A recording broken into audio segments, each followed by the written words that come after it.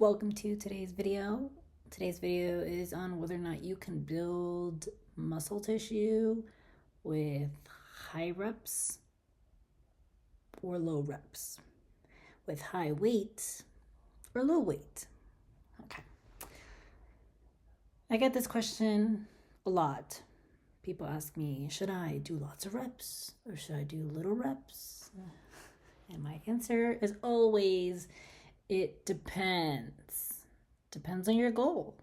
What are you trying to do? Are you trying to be a super soccer player star? Are you trying to be a all-star football star? Are you trying to win that girl over that's your next door neighbor that doesn't notice that you're working out? So there's just depends on your goal, what you're trying to do. If you want to build strength, then you want to lift heavy. If you're trying to build muscle, you can build muscle on high weight. Now you get into the conversation of high weight, in other words, heavy weight, moderate reps, moderate volume, and managing your fatigue. Sounds easy and simple. No, I should say it sounds simple, but it's not easy. Because the tricky part is understanding when to give and take.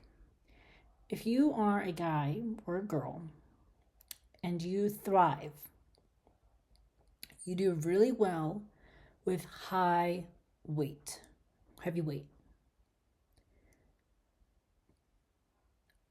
I would think that it's safe to assume or to suggest to stick to the high, heavy weight if that's what you respond best to, and if you're trying to get stronger and to build more muscle. Why? Because that's what you are responding to naturally. So there's some people that don't respond well to that. There's some people that respond very well to high reps and low weight. Moderately low weight. I'm not talking about 10 pounds here, okay? Like if you're a 150-pound male and you're doing squats with 135 pounds, that should be easy, relatively, within reason. I mean, obviously, if you're a beginner, it's going to be hard. But after about 6 months, if you're doing 135-pound squats as a 150-pound male, that should be easy by then, if you're consistent. So which one is the best way? How do you figure it out?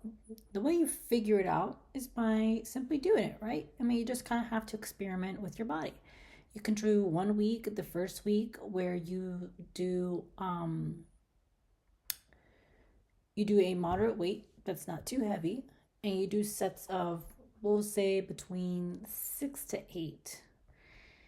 Then you can do another day or another week, maybe run that for about 4 weeks, right? 4 or 5 weeks. You run, let's say you're 150-pound male, 150-pound female, and you're doing, let's say, I don't know, let's do moderate, I'm going to say 80%.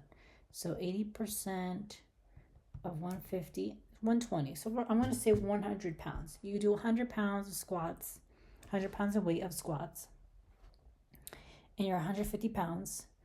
You do squats for sets of 4 to 6, 2-3 sets for 4 to 6 for the next 4 weeks. Okay, you just repeat that workload for the next 4 weeks. If you feel like you're really taxed after the second week or the third week into the fourth, out of the 4 weeks, that could be a sign it's a little too much. Although there are other factors to consider as well. Let's say at the end of the 4 weeks, you do this 100 pounds of squats, you're a 150-pound female or male, and you do this protocol for 4 weeks, and everything works out fine. Now you can experiment doing 120 pounds, because I just said 100 pounds. Now you're bumping up to 120 pounds, doing sets of maybe the same protocol, sets of 4 to 6 or 6 to 8. Sorry, did I say 6 to 8? Regardless, I'm going to say moderate reps. I'm just going to put it at 6. Now let's say you try to do 120 pounds for sets of 5, or maybe 3 to 5. See how you respond to that. You do 120 pounds around that weight, sets of 3 to 5 for about 2 sets, 3 to 5 reps, about 2 to 3 sets. You repeat that for about 4 weeks, and you see how you feel at the end of that cycle, right? And you rinse and repeat. The best way to figure out is to track what you're doing, right? Take a journal, take a little notepad in your phone notes app, and just quite literally track everything that you're doing and log how you feel after doing it. Now, if you're a female, there's going to be days, because females have a lot more kind of hormones that they have to deal with than men. Okay, that's what comes with being a lady. And if that's the case, then you gotta be conscious of that as you go into your training, because it can affect your performance. And so a lot of people don't understand what the female physique, female body is. Females are not small men. Okay, females are females. They're ladies. They're a woman. Man. As in womb, man. Okay? So they have to be approached a little differently. The strategy has to be a little differently. But that's my best advice. Do 4 weeks of a certain protocol. Reassess it after the 4 weeks. Do another protocol for the next 4 weeks and see what you respond best to. See how you feel afterward. You can even test your 1 rep max after those 4 weeks and see if you saw any change. I'm not suggesting you to do that, test your 1 rep max every 4 weeks, because in my opinion, that's a little much, but you can do that. But ultimately, let me go back to the question of, can you build muscle with which one is the best? And I'm going to lean more towards, if you're trying to really put on mass, then you really want to lift moderate weights to volume. If you're doing, the problem with low weight, high reps, is that you have to oftentimes take it to failure, because it's not enough stimulus for your muscles to receive for you to see change. Because the muscles have a brain of its own, literally. Okay, the muscles have a brain of its own, and if you're constantly feeding it the same volume, the same load, it won't change unless you do a time under tension. So let's say you do 20 pounds hammer curls for 3 sets of 10, and you complete that under a minute. Now, next time you do 3 sets of 10, the same weight, and you complete it under 30 seconds, then sure, you might see it change. But now you're getting into circuit training. Now you're getting into metabolic training. Now you're getting into conditioning. Okay, and that's not the point of this video. The point of this video is putting on mass, putting on muscle tissue. Now you may be thinking, oh, well, I see CrossFit people build muscle and they do conditioning, they do metabolic work. Yeah, that's right. But what they don't show you in these marketing schemes is that they have a bodybuilding day. A lot of these people in CrossFit have a bodybuilding day, or they have a volume day.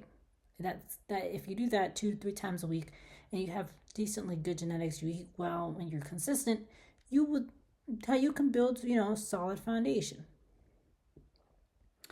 So don't believe everything you see, and don't believe everything you hear. I will say that moderate weight and moderate tracking your volume, aka fatigue management, managing your fatigue over 4 weeks, 8 weeks, 16 weeks, and listening to your body as you progress yourself. And I personally would encourage moderate weight. I think moderate weight is fair and it's simple. And if you know me from my other videos, I'm very simple. And it works. If it works, keep doing it, right? It's called being practical, okay? Because when you go to the gym, the last thing you need to be doing is reinventing the wheel when you don't have to. Okay, do what works, be consistent, do it until it doesn't work anymore. Doesn't work, reassess, and try something new. But if you had to ask me, I would say choose a moderate weight, moderate volume, nothing crazy, but also nothing too little. And you should see change with that. And of course, it's about your food. If you're not eating well, you will not see change in your weight gain or weight loss. So that's the video. Thank you for watching. And I hope this video found you well. Like the video. Please check me out below for all my amazing stuff. If If you want to email custom program email by me. If you want a custom program done by me, you can email me and visit my Substack below, or email me with any questions, and or a custom meal plan. I do those as well. And I'll see you in the next video. Have a great day.